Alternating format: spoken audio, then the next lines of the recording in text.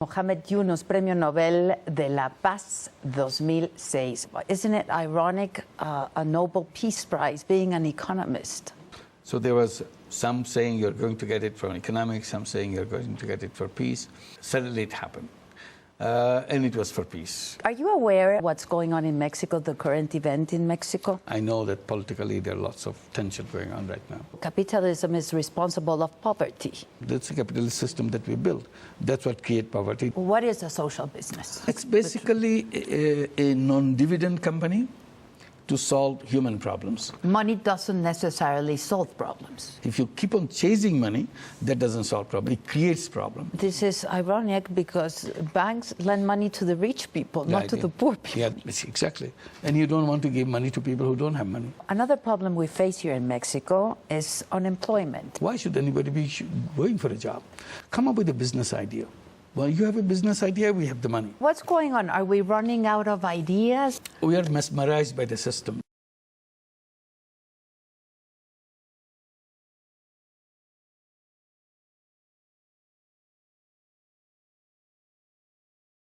Déjeme preguntar, mami.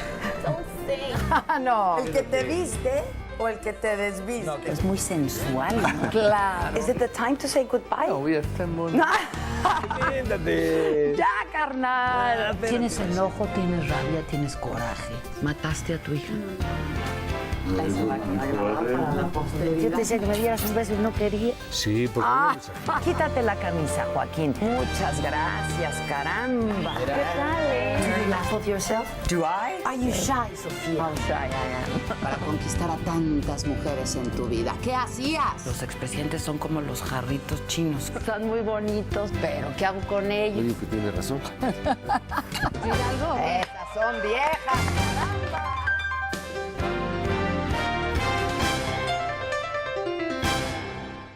Mexico. Yeah.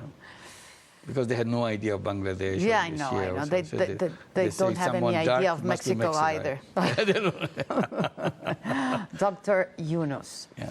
Muhammad Yunus, Premio Nobel de la Paz 2006. Wow. Thank you so much, Muhammad Yunus. Thank you very much. Él es de Bangladesh. And the very first thing I would like to ask you is, why isn't it ironic, a Nobel Peace Prize, being an economist? Didn't it surprise you? I mean, isn't it ironic? No, there was a speculation going on for many, many years before 2006 when I got the Nobel Peace Prize. Almost 15, 16 years. People were saying, oh, you're going to get the Nobel Prize. So there was some saying you're going to get it for economics, some saying you're going to get it for peace. But finally, when it happened, by that time people were tired that this guy is not going to get it. Suddenly it happened. And it was for peace. So we were very happy. The whole country was kind of delighted or celebrating it everywhere that something happened for the country. But it didn't surprise you, like the Nobel Peace Prize instead of the economic peace? You got used to it because there's speculation on both sides. Okay. Saying that peace prize or economics. So finally something happened. Yeah, well, something big deal. Big deal. Very big deal. Absolutely. It's very big deal. Indeed, yeah. Are you aware of what's going in Mexico, what's going on in Mexico, the current event in Mexico? I just hear a little bit, so I shouldn't make any comment on that because maybe I don't know exactly what is happening. I know that politically there are lots of tension going on right now. What do you think of that? I mean, maybe you don't Well, want I'm coming from Bangladesh, so you can't beat us on all those kinds of political turmoil. And we have something called hartal. So if you go there, suddenly you see whole country is in a dead stop situation. Nothing is moving because parties announce a general strike. And it goes on and off. And so we have to live through all these things. Okay, but many of the things we're facing now in Mexico, like trafficking, drug trafficking, corruption, illiteracy, is that due to poverty, Dr. Yunus? The way I have been talking about it, you see, I said, the way we have designed the whole structure of what we call capitalist system, these things are built into it. So with that system, you cannot get over this. You can reduce it a little bit, improve a little bit, reform a little bit, but the system keeps out cranking this up because the whole system is geared towards money. Money making is the sole objective of human life. It cannot be like that. Money cannot be our obsession. Today it become an addiction. You make money, you don't know why you make money. You understand $1 million maybe, but you don't understand why $1 billion. What do you do with that? Why multiple $1 billion? What do you do with that? But you have to keep on earning that money. And the more higher you go in the income level, more capacity you have to suck the juice from the bottom. See, this is the system. So you create income disparity. The people at the top are very juicy, but only few. Bottom only a few, is all, very only few. Very few, very few. Not only country-wise, globally, there are only 85 people in the whole world which has more wealth than the bottom half of the entire population, 3.5 billion people. Imagine what kind of disparity you have. So this is a part of that thing. Poverty is created by the system, not by individual human beings. Capitalism? This is what the capitalism is all about. So what we are trying to... So capitalism is responsible of poverty? Yes, indeed. Okay. Who else do you want to blame? It's not the people, definitely. It's not their fault. People it's the system. It's a system. That's a capitalist system that we built. That's what creates poverty. That's what creates income disparity. That's what creates climate problems. All those problems. And that's what's going on in the Western countries, no? Same thing. You don't think that just because they are a rich country doesn't mean that they're a happy country. The same problems because you follow the same system. Because the whole dedication of human life is chasing money. You ignore everything else. In the process, you do things which is terribly unacceptable. But it goes on. You cannot change that. If say you have to fix the problem of poverty, problem of drug, problem of income distribution, say, well, let government do it. We are busy making money. If the citizens ignore these things, you have no chance you can fix those problems. That's where we are coming up, creating new kind of structural situation that say instead of interpreting human being as only money makers, where he behaves like a robot, as if he is a money-making robot. Are you a humanist? I don't know what you will call it, but this is how I have been interpreting. I said human being is much bigger than being a robot. Human beings are multidimensional, not single-dimensional. Today, it is interpreted as single-dimensional. All you do in your lifetime, make money. I said, this is an interpretation on the assumption that human beings are selfish beings. All they do is selfish pursuits. I said human beings are selfish, at the same time selfless. So it's the same thing. It's together. But you are using only selfishness. You are ignoring the selflessness. So that's what creates the problem. And individualistic all the time, no? Because you're selfish has to be individualistic. Everything is for me. That's the whole interpretation of selfishness. In the business, everything has to be for me. I don't care for what happens to others. So we are saying since human beings are multidimensional, why don't we take one other piece of human being, put it into the business world? Selflessness. So we created business on selflessness. We call them social business. That's the summit we are holding in Mexico City right now. This campaign, this work is going on in many countries. We call these businesses as social business. What is a social business? It's basically a non-dividend company to solve human problems. So in conventional business, or the one that we already know, everything is chasing money. Here is solving problems. So you kind of make it a difference. Okay. Change it. Money doesn't necessarily solve problems. Not necessarily. You see, again, you're saying money itself. I'm saying money chasing doesn't solve problems. Okay. Money has many different uses. If you keep on chasing money, that doesn't solve problem. It creates problem. Okay. But when you create a business on the basis of solving problems without having any intention of making personal money, suddenly you see that business has another use in solving problem. Business is a very powerful tool in solving business, in solving problems of the people. We have done it in many countries today. That's why we are very excited about it. Many countries are adopting these social businesses. Countries in Bangladesh, we have done lots of social businesses. In other countries, like we work in Brazil, we work in Colombia, Haiti, in Albania. And other countries in Europe are using idea of social business, like in Germany, in France. Give me an UK. example of a social business. So the audience can understand. Let me give you an example. In Bangladesh, we don't have much electricity. Okay. Lots of people around the country don't have electricity, have kerosene lamps. So I thought, why don't I try to solve this problem? Because it creates health problem, it creates a problem of pollution and all that. Why don't we bring solar energy in the country? Everybody said, no, solar energy is a very expensive thing. It's good for Europe, not for Bangladesh. I said, let me try at least find out, make it very small, because our need for energy is very small. So I created a company called Grameen Energy to bring solar energy in the country, solar home system. 18 years back, I started the company, started selling solar home system. Initially, it's so difficult to convince people that you can pay and also benefit from that. But gradually, people got used to it. So we started selling 10 solar home system per month, 20 solar home system per month, 100 solar home system per month. Excuse me. No, it's okay. No. You want a coffee? I'm being rude. I'm sorry. I'm very sorry. What is the only thing I can take? I don't drink coffee, so... Oh, never? No drink, no coffee, no tea, nothing. Okay, only water. Only water. Okay. So now, after 18 years, we sell more than 1,000 solar home systems per day. Wow. We have reached to 1.5 million homes with solar energy. So that company we created not for making money for myself or anybody else.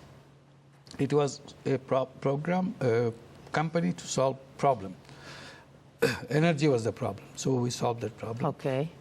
That's an example of social business. Social business. Why did you choose Mexico to do this forum this year? Why not? I thought it's a very attractive country. It is. I mean, it is. So I love this country. Yes, indeed. But why? We thought we should. You were invited, and then we were invited by Mexico City. A very enthusiastic group came to our previous summit, which we held in Kuala Lumpur in November.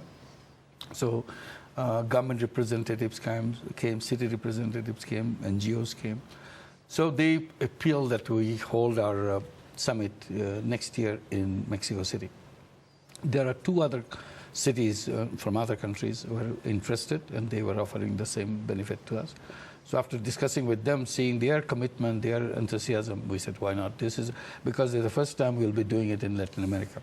So that's important. It's the first time in Latin America. That's right. Okay. So, and this is a country where half of the population is poor.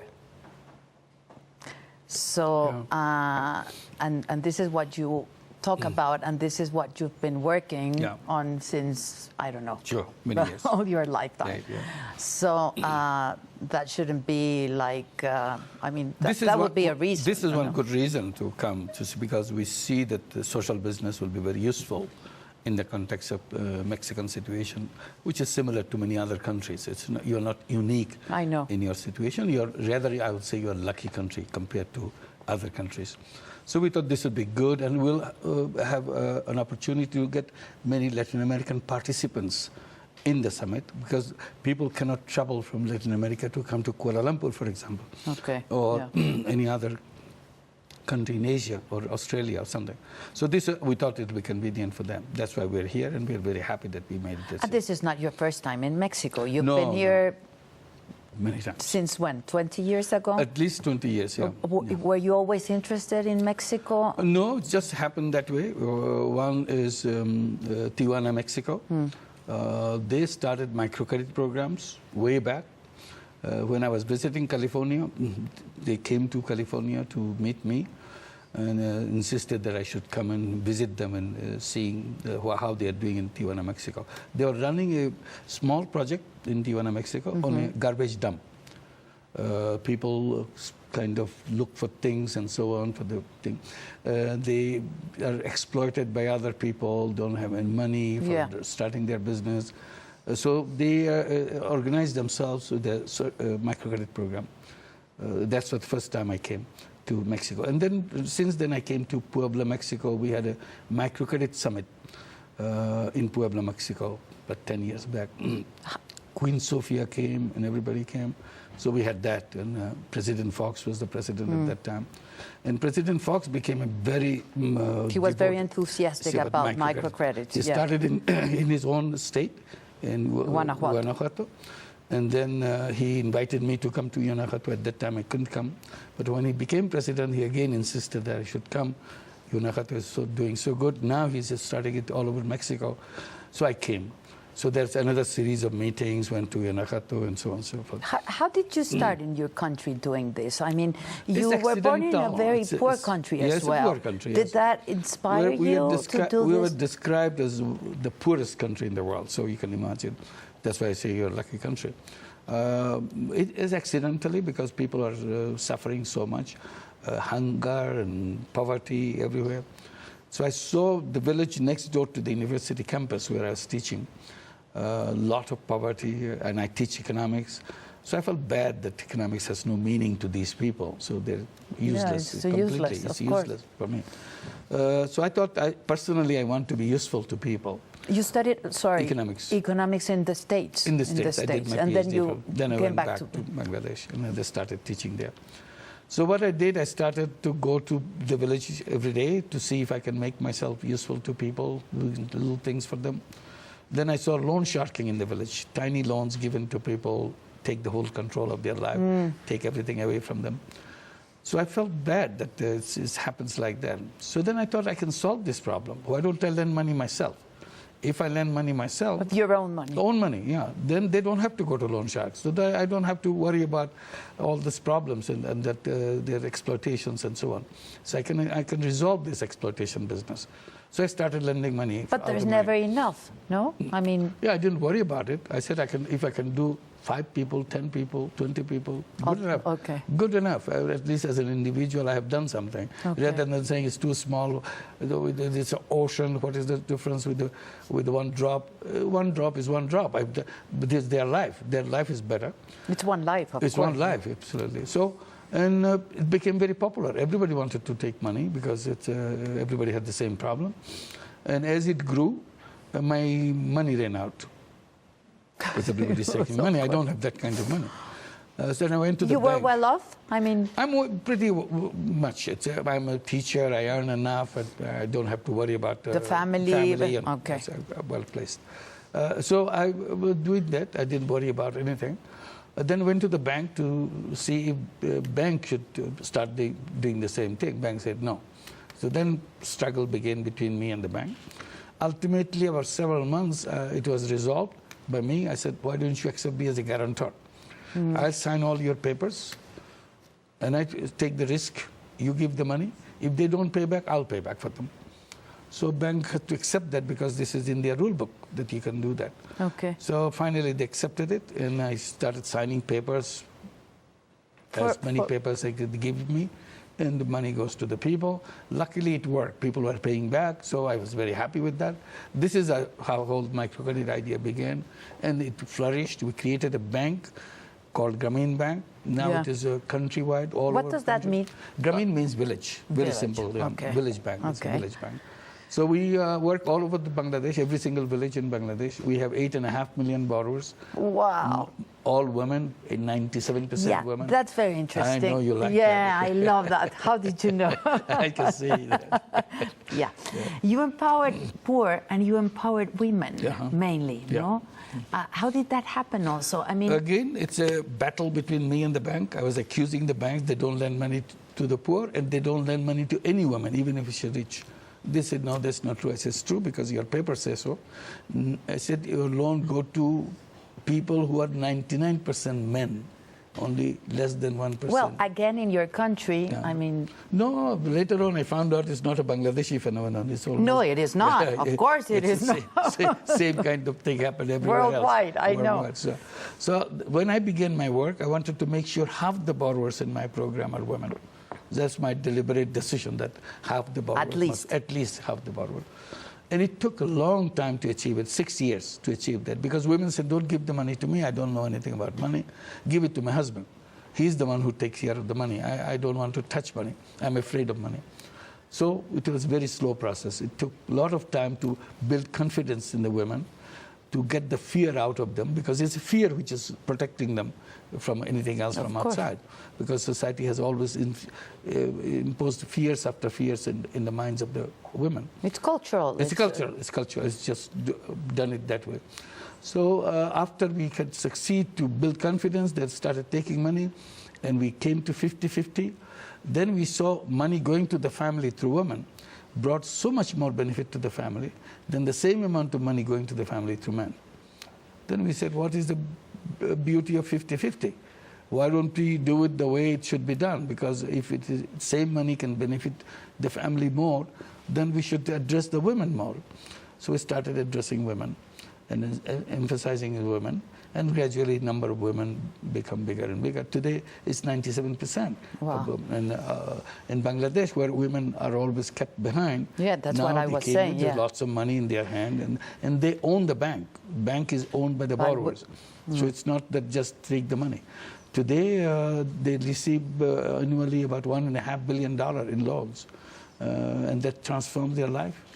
And we started at the invitation in the USA, in New York City, same program, because there are many people who cannot take money from the banks. Well, I mean, again, this is ironic because banks lend money to the rich people, not to the poor people. Yeah, that's my first point. I said, you created a very funny institution. Yeah. You are supposed to lend money, but you lend money to people who already have lots of money. Just to make more money. Exactly. And you don't want to give money to people who don't have money. I said, logically, the thing should have been the other way. You should be lending money to people who don't have money.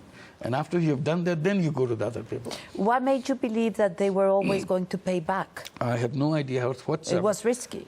I was not worrying about risk. I was saying it has to be done, and we must find a way to overcome whatever difficulty comes in.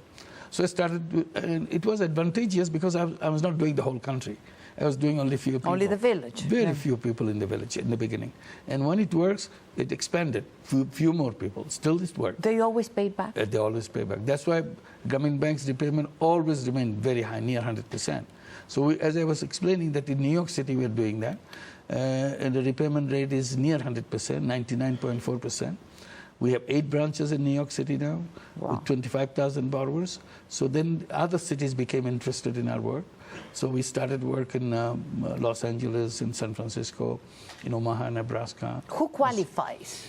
Poor person. One has to be extremely poor to qualify to join Grameen Bank. And then they had to demonstrate what do they want the money for, or they have to sign something? Nothing. Everything has to be done in terms of forming a group of 5 women. If I'm a woman, extremely poor, bank will say, well, you qualify, but you have to find 4 other friends of yours who are exactly the same situation that you are in, extremely poor. It's like a pyramid. It's like a pyramid. So I come around and find 4 other friends and form a group. Then we talk to the bank. The bank will explain how they do it and answer our questions, and work will begin. And the work begins. Out of the 5, 2 of us will get the first loan, so that not everybody will get it. But we have to select who choose the first 2 will get the loan. So the group itself group decides who gets it, how much she gets it. Okay. Once they go through all these exercises and they say she gets it, she gets it, she gets so much, she gets so much. Then it's recommended to the bank. Bank gives her this, her this. And every loan is paid back in weekly installment. And if they started paying back, then they say, okay, give us 2 more. Okay. Then other 2 comes in, and they get the same thing. And we decide, 5 of us decide who gets it. And the last one finally gets it, and the whole system works. Okay. Now, do they use the money to make any business, family business, social business, or just to survive? I mean... all Grameen Bank loan, hopefully all microcredit loan, are given just for income-generating purposes. Okay. That's the word we use, income-generating. Meaning that you have to use it for some business. This is not a consumption loan. You don't go and buy something and consume it. That's not the purpose. You earn money and then consume. But don't use the capital for consumption. Consumption. Capital is there to generate income for you. So once income is generated, then you can make use of it whatever way you want. So they understand it very clearly. We don't have to spend a lot of time to make them understand. And they protect that money very well. That's what our focus on women. Women does it much more better way than the men. Women always want to get the best mileage out of the money we gave them, so that they can achieve much more than anybody else. So this is how it works, and it spread over the whole country. Now that idea has spread everywhere. As it comes to Mexico, Mexico has lots and lots of these microcredit programs. I know. How are we doing regarding that microcredit? It's good. At the same time, there are problems here also.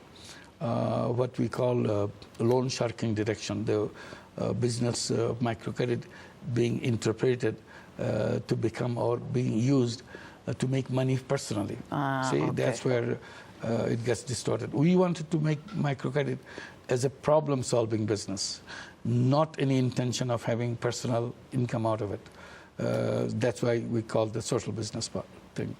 This, in many countries, such thing happen. In Mexico is one, where microcredit was used to make personal money for people who are in much better situation. So as a result, interest rate went up and so on and so forth. Yeah.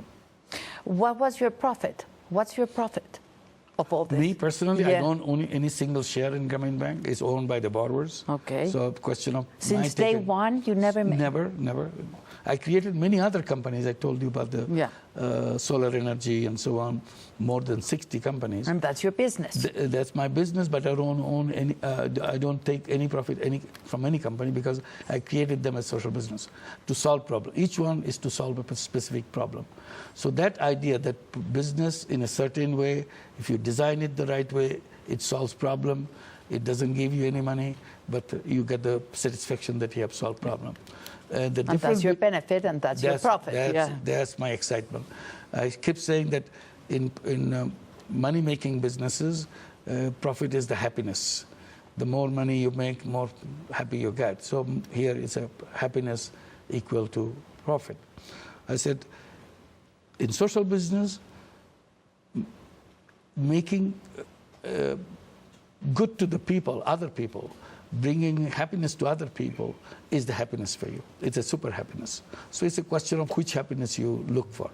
It's your personal choice, whether you want to seek happiness by getting more and more money, or seek happiness by seeing that you impact in so many people's lives. Well, you have both of those, no? Because of your companies and because of what in company I don't want, all of them are social business. All of them? All of them are social business. Whenever I create a business, I do it for only one purpose, to solve a problem. Always? Always, yeah. Now, another problem we face here in Mexico is unemployment. And again, it's not unique, no? But this can solve the problem because you self-employed, no? I mean, yes, for the microcredits, self-employment. With the microcredits, yeah. Then we created a broader area. I raised the question that the economic system that we have is flawed. That's why we create all this problem of poverty and everything. And problem of unemployment is also created by this system. Human being is a go-getter. There's no question of he or she become unemployed. Unemployment comes from the wrong interpretation of a human being. In the capitalist system of the present time, the interpretation of a human being is a job seeker. He goes in the job market and finds a job, that's his life. And to work for somebody else. Somebody else. You see?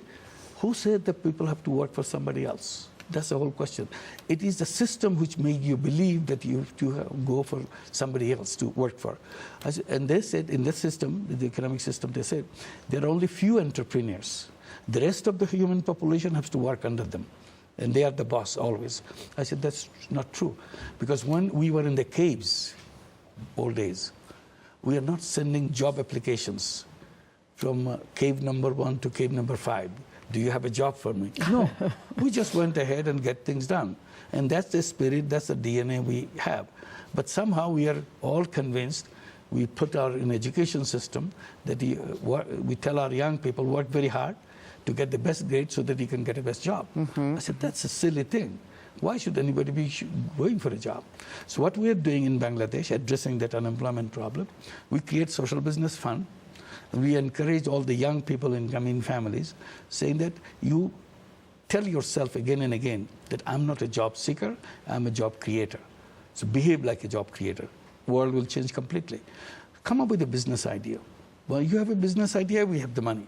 We invest in your company or invest in your business. So money is not your problem because I'm going to give you the money. Give you the money. So you become successful. We work together to make you successful. When you're a successful businessman, you return the money that I gave you, exactly the same amount. You don't have to give me a penny more because we are a social business. No interest, no. Nothing, because it's an equity, so interest question doesn't arise. I gave you capital. So you return my capital, exactly the same amount. In a social business, I'm not supposed to take any profit out of you. So my job is done, and you continue and you create jobs for other people if they want to work for you. So that way, every single person become an entrepreneur. But we didn't have that. Our financial system doesn't have that. I said, this unemployment is not natural to human being. It is artificially imposed on human being. We could undo the whole thing. We're immersed in that. I mean, we live in that, under that. Because we believe in the system that we have. We are not challenging it. We are not challenging why I'm full capacity human person. I have all the activity, all the energy in the world. I want to work. Why should you tie me up in some invisible chain that no, you cannot work? You throw me into the dustbin as if I'm nothing. I'm a scrap of something. I'm a human being, productive human being. You don't give me a chance. It's not just one person. It's thousands of them, millions. Of them, billions of them. But what's going on? Are we running out of ideas, of imagination, or what? We are mesmerized by the system. We started believing in it, staying with it. We don't question. We don't question why I'm not allowed to work. Who stops me? Who builds the wall in front of me that I cannot work? I destroy that wall, and I say, I'm going to work. You can't stop me. And that's the entrepreneurship. But you have not opened the door for entrepreneurship. I've never allowed to think as an entrepreneur. I was always encouraged to think in terms of how do I appear before the job interview. That's what I was trained for. As an employee? As an employee.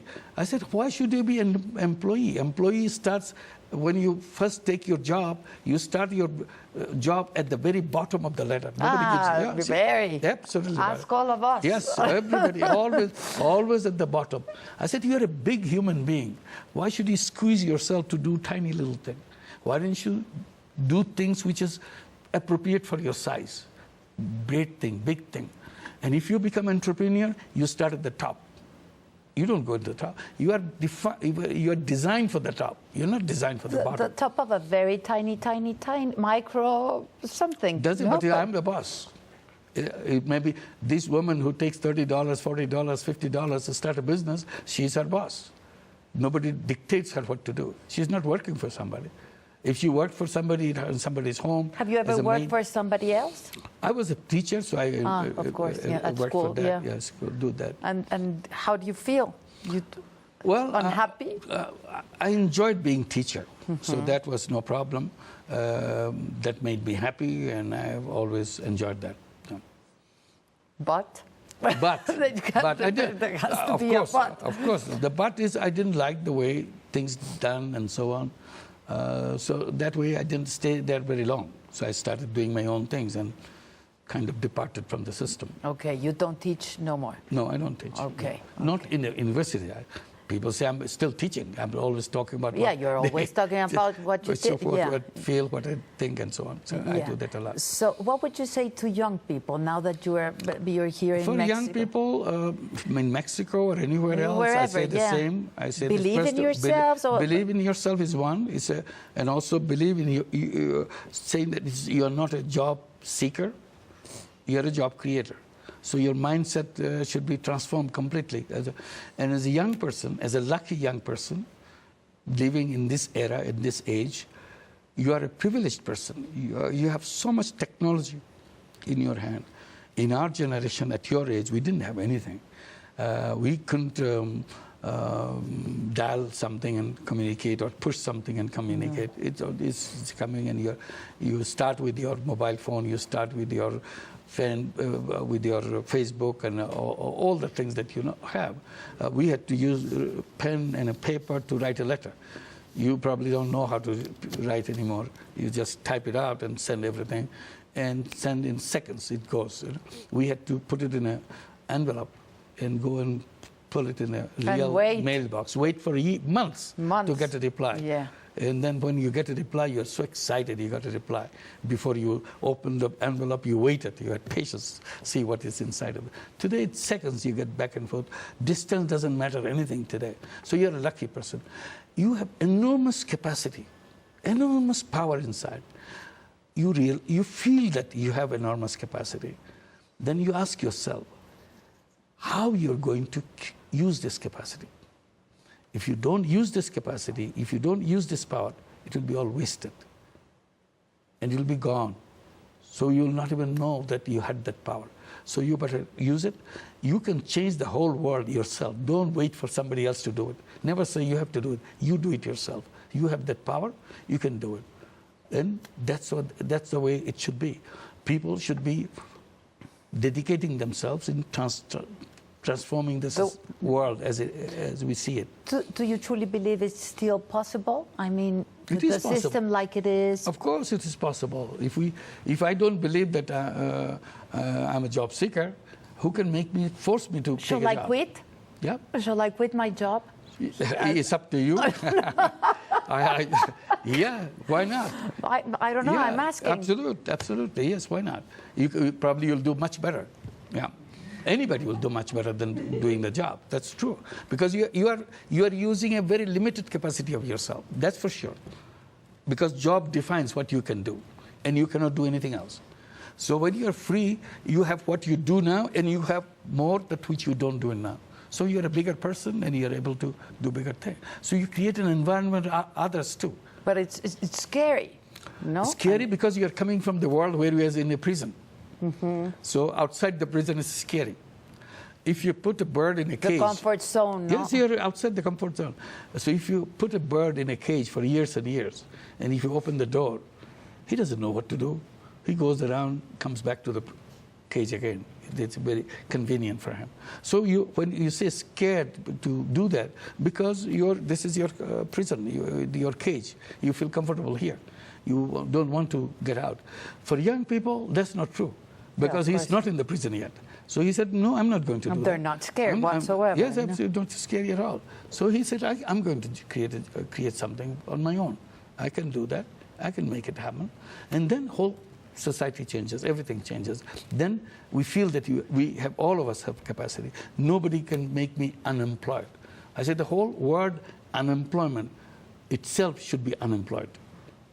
See. Yeah, absolutely, it has no use. I agree. Yes, it's terrible. It's too heavy. Yeah, it's a human being has It's a burden. It's too heavy. Absolutely, it's no reason, and people suffer so much, as if they're given the understanding as if he or she is the reason why she is unemployed. Well, people commit suicide because of unemployment. Because of that. Because society says you're not fit for our society because you're unemployed, as if it's her fault or his fault. No, it's not fault. The kind of economy we have built, it says, I have no room for you. That's all it says. Then why did you build that system where you have no room for people? It's not one or two people. That's what it is. Almost half the population of the entire world will fall into that category, that they have no work to do. So we need to redesign the system.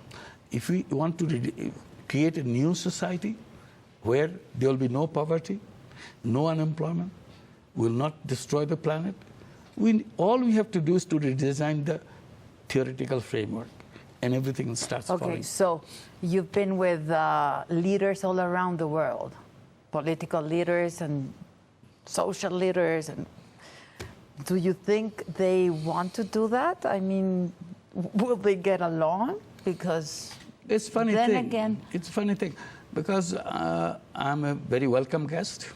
People invite me to talk. I go and explain. They immediately, they see it makes sense to them. But they can't go back and do it because they are entrenched by their system and so on and so forth. But individuals, they're free. They are not the leaders who have to make a decision. No, individuals, we can always say, yeah, always it make makes sense. Absolutely. But if it makes sense, we can go ahead and do it. Why do you truly believe it is going to happen? Do you think it is going to happen sooner or later? It's all about what I think and what you think. That's all. If we think this is the right thing, it will happen. If you think this is the wrong thing, it will not happen. It's all between two of us. If you think, if I think, it will happen. But we need President Obama to think that as well, and President Peña, and President Putin, and No, we need our leaders. Maybe not. Maybe they are in an old-fashioned way. So why we wait for them to tell us what we feel is right? Until they say it right, I can't accept it as a right. That's not a right because thing. In order to change the system, yes, I can change it. You can change it. We didn't have microcredit in this world. Now we brought microcredit everywhere. It's not a government who did it. It's not some big World Bank did it. Just individual did it. You look around. A Nobel Peace Prize. Yeah, because you did it because that's why they gave you a Nobel Peace Prize. But look at Mexico. If you look at all those microcredit people who are doing it, they're not doing it for Nobel Peace Prize. They feel they strongly this is the right thing to do, and they do it, and they enjoy it doing that. So that's what, because they feel, not because the government has said it or president has said it. Now, luckily, presidents are also saying that. So that's good. So once we believe that social business is working, they see there's in an area that we have no unemployment anymore, we change that with our own efforts. Then government has to come around because government cannot ignore what is the reality of the situation because they cannot solve it. Only way governments can solve the unemployment and poverty is to write a check for them every month. That's not a solution. That's only you're hiding the problem by giving them money every month. But in the meantime, you're taking away their initiative, their human capacity to be creative and productive. You start in one generation, one group of people, and they pass on that dependence to the state to the next generation and the next generation. What kind of system is that? The system should be where people would be enabled to do the things they are able to do. Solve the problem of unemployment rather than give them a check. Giving check, I understand. I accept it because people are in distress because of some flaw in the system. Course, yeah. So we have to take care of them. But at the same time, we have to make sure, why are they here? Why don't we fix the system so that they are not here? They feel a tremendous amount of pain in them because I'm in a situation like this. I don't want to be in a situation like this. So how to change that? And it's a very simple thing. It's not a complicated kind of rocket science. It's saying that I'm able to do this. Like I was giving example of what we are doing in Bangladesh. We created a social business fund and asking young people to come with business ideas. Then everybody said, oh, I don't have a business. I said, okay, you wait. Somebody said, I have a business. Okay, here you go. So when some people started doing businesses with this money, the guy who said, I don't have business, said, I have a better business idea. Suddenly his mind starts working because he believed in the old-fashioned way. So he thought, no, I should better take a job. When he sees his friends are all going in this direction, he said, my God, I'm missing the bus. Let me go and do it because I can do better than that. So everybody becomes interested. I said 8.5 million borrowers in Grameen Bank, for example. These women never had any opportunity to earn 1 penny in their life. They never been in business. Never. We converted them. Now they believe them. They're very confident businesswomen. And they, step by step, they're empowered. And empowered women, out of nowhere. And that has changed society. Absolutely. Also. Everything is done. Today in Bangladesh, Millennium Development Goal, #1 goal is to reduce poverty by half by 2015. Bangladesh has achieved that 2.5 years before the terminal rate. Poverty has reduced by half 2.5 years before. So what is one of the most... So it is possible. It's possible. That's what I'm saying. It's a concrete thing. It's not some science fiction. This is not a science fiction. This is real people's life. And as I said, Grameen Bank gives $1.5 billion as loan every year. This $1.5 billion comes in the hands of the women. and they use it and give you back with interest, and still have money in there, and still have their deposits, their savings account in the bank. So that's the kind of and their economy. lives have changed. Changed completely, because if you have the money in your hand, your personality changes completely. Absolutely. You're no longer the same person anymore. Now, are we ever going to be able to overcome poverty? Sure. I mean, in a realistic Absolutely. If Bangladesh can reduce it by half by 2015, before that, coming from an extreme poverty situation, and here in Bangladesh we are saying we want to create Bangladesh in 2030 where not a single person will be poor person in Bangladesh. 2030. Not a single person in Bangladesh will be in poverty. If we can bring it to half, we can bring it to zero. It's a very simple logic. So we want to date that by 2030. And after that, we say we'll create poverty museums to show how was poverty. Because people will not see poverty anywhere. So the young people who are growing up, they say, what is this poverty you always talk about? What is this poverty we're reading in our books? I said, okay, we'll take you to the museum, show you. And they will feel disgusted seeing what human beings did to other human beings. Are you realistic? I'm absolutely realistic. It happens. It's not, even if I compare what it was when we started Grameen Bank in 1976 and today, 2014, you go to the villages of Bangladesh, it's a completely different village, completely different people. Their children are educated, they have a good home, and so on. So it's in your lifetime you see that. So we've been doing something very wrong. In Mexico, for example. All over the world. All over the world. I know Mexico it's not alone. unique, It's all but over the we've world. been doing something very, Absolutely. very wrong. That's what I'm pointing out. That's what I'm showing, that look at it. And if you look at it, you say, this is a destructive thing. This is something which will make the society collapse. No, this will bring people together. Because in selfish business, you are isolating yourself from the rest of the society. In social business, you're bringing people together because you're doing things for them. So they come to you together, and you enjoy it. Seeing things that you can do. You can remove poverty by social business. You can remove unemployment by social business. You can bring healthcare, another subject. Healthcare, I am repeatedly saying that healthcare can be brought to the most remotest person in the world-class way, almost costlessly. Today is possible. Technology is available to us. Simply, we are not putting this technology in that direction because technology is being used to make money. It's completely different direction. So whatever technology we have, they are manipulating how to make more money. You can make a simple gadget for your healthcare. It will be as simple as this, a little thing. But they will make a big thing out of it so that they can charge you a lot more for doing the same thing. Today with mobile phones, you can bring all the diagnostic services at your home, at your time. Education. Education. As well. Everything is possible. But it will not go into that direction because technology is guided by the profit makers. They will use it for making profit. They're not using it for solving people's problems. And they make profit, they say, okay, we are solving problems too. Yes, it's a byproduct. It was not your intention. But it happens. It happens, yes, it also happens. But imagine if you could dedicate the whole technology to solve problems, how powerful that technology would be.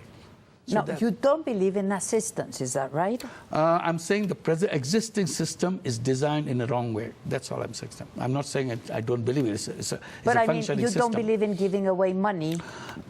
Giving away money is very important. I will not make you misunderstand me. All I'm saying, when you do the charity, give away money, giving money away, you solve some problems. But if you solve the problem, but money doesn't come back. So you have one time use of your money. And that's it. That's it. So if you do it in the same way, in a social business way, create a business model out of it to do exactly the same thing. But you send the money, money does the job, and money comes back. So you have endless use of your money. So money becomes very powerful. That's why the social business is so powerful. Okay. Now tell me, you've been working and you've been in joint ventures with very big companies, yes, no? Indeed, yeah. Like Adidas. Yeah, Danone. How was that? They became interested in in the way I'm explaining to people. They read my books. They got very excited about it. They started contacting me that how can we do social business? In the beginning, I was a little suspicious. That's because that's what I was going to ask you. Yeah, so whether they really, yes. I was trying to say, because I don't know them. They want to make money. I said, they're trying to make money some way. So I tried to explain, look, there is no room for making money here, so you won't make any money. I said, no, we understand. I read your book and we understand it. That's what we want to do. Is there any way we can do that? So we became serious about it, started talking about it. So first thing we did with Danone to create a business to solve the problem of malnutrition. Half the children of Bangladesh are malnourished. So we thought, let's try if we can bring something to address that issue. So we created a very special kind of yogurt, put all the micronutrients which are missing in the children into the yogurt, and make it very cheap, make it very delicious, so that children enjoy eating it. And they loved it. And when you take the profit motive, personal profit motive out of the business, suddenly cost of production comes down. Many of the things you do are not really necessary. It's just to encourage people to buy your stuff so that they get excited about buying it. You don't have to excite anybody because it's a genuine thing. You explain what it does and they buy it. You don't need any frills, any gimmicks, anything. So cost goes down. And we started selling it. People love it. Now that's one of the social business that we did jointly. And Danone is proud of it. Now Danone is doing it in many other countries. We have joint ventures with Uniqlo, which is a Japanese company. Which is enormous. Enormous company, huge company. Very simple thing we do with the Uniqlo. Clothing for poor people. Poor people, yes, that's it. So that poor people can clean clothes, decent clothes at a very, very small price. And then we produce sanitary pads, sanitary napkins for women in the villages. They never use sanitary napkins. They use dirty clothes and so on and so forth and get infections and suffer so much. So we made it very simple, very easy to use, very cheap sanitary napkin, and sell it in the villages. In the beginning, they don't understand what it is, but gradually when they get used to it, they love it, they use it. So that's our job. We didn't create those products, make money. Because if you wanted to make money, we would have designed it completely differently. We wanted to make sure we solve the problem of the people who needs this kind of thing. So that's one of the things. So many other, like we have water company in Bangladesh to bring clean water in the villages because our water has a big problem. Our underground water is arsenic contaminated. Our groundwater is, our surface water is polluted. So we created a joint venture company with Veolia, which is a French company, to bring clean water in the villages as cheap as we can do that so that everybody can drink water with the payment of tiny little money, safe water. You don't have to hesitate. It comes to your doorstep and you can collect it in your jar. That's it. So you've done very important things in your country. That's the businesses that I created. As I was telling you, that all of them, each one of them is bigger than the other one. So some are still small, but some are always your ideas, or ideas come from all directions. You see somebody is doing it and sometimes you say, oh, it can be done. Can we do it in a social business way? Somebody did it in a charity way. So we said, can we do it in social business way? So we tried to create a model to do it social business.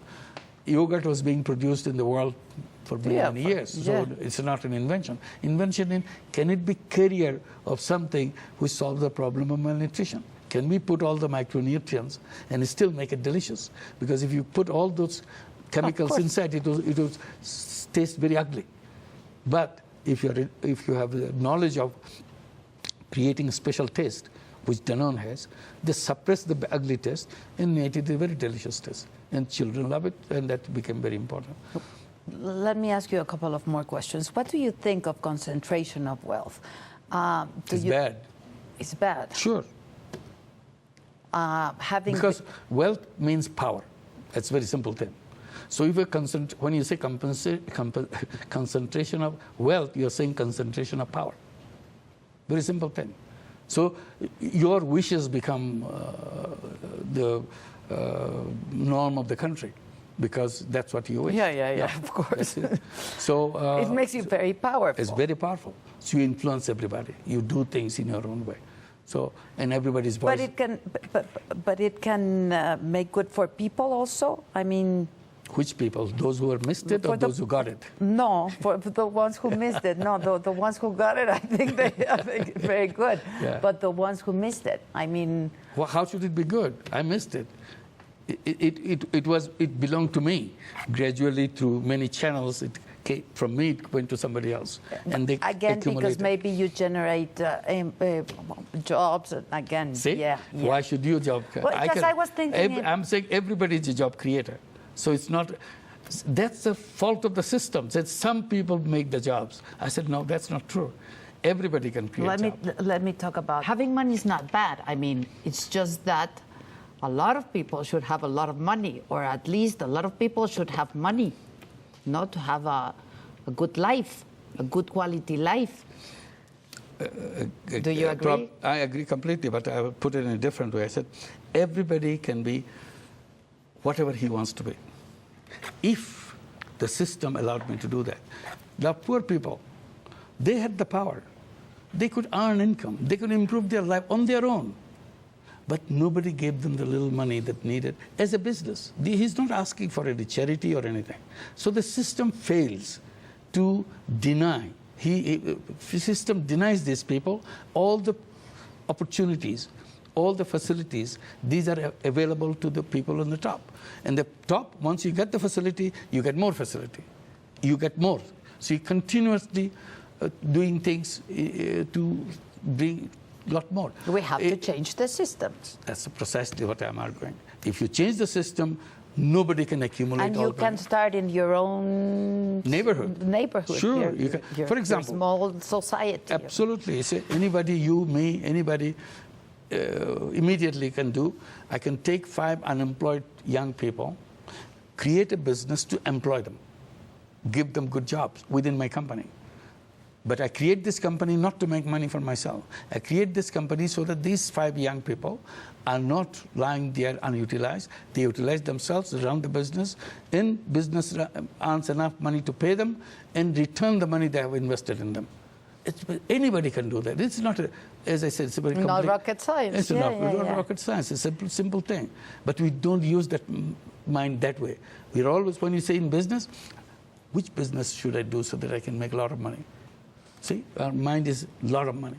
When the stock market, which price is going up? That's the whole thing. And if you have money, lots of money, you don't have to work anymore. The money multiplies by itself. It goes on, keeps on, rolling on, you see. So I have not contributed anything in making money. But just because I rolled it up. Machine, it's rolled it up. That's it. So that's the fault of the system that we have to address. And there are ways to address it. To sum up the thing that I have done, I'm saying this may be the way to address those issues. And it's possible. It's possible. Absolutely, it's possible. You have the examples. Absolutely. And you asked whether it's possible in the beginning, the poverty to be reduced. I am totally convinced that we can create a world where not a single person will be a poor person. It's possible. All you have to do is to start in one area, one region, one state, or one country, like we did. And walk in that direction. Walk in that direction. And ultimately, this is where we will end up going. And we can create a world where not a single person will be unemployed. In that world, when you say somebody is unemployed, everybody is worried. What is unemployment? They can't figure out why, and somebody will be sitting around. Is something wrong with him? He's sick? Is he disabled? Why is he unemployed? What does the word unemployment means? You are supposed to do your own thing. Is anybody stopping you? It doesn't make sense to anybody. But now that we live in this world where we are surrounded by unemployment, we think it's a natural thing. It is not natural. It's totally artificial. Wow. I have a lot of thinking to do. Think about your job. I will.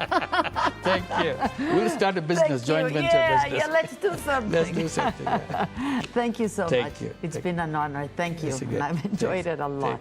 Thank you very much. Do you have how many books and if people I'll are give you a interested? book. I just one I just brought with me. So. Thank you. Are you a religious man or? No, not really. No.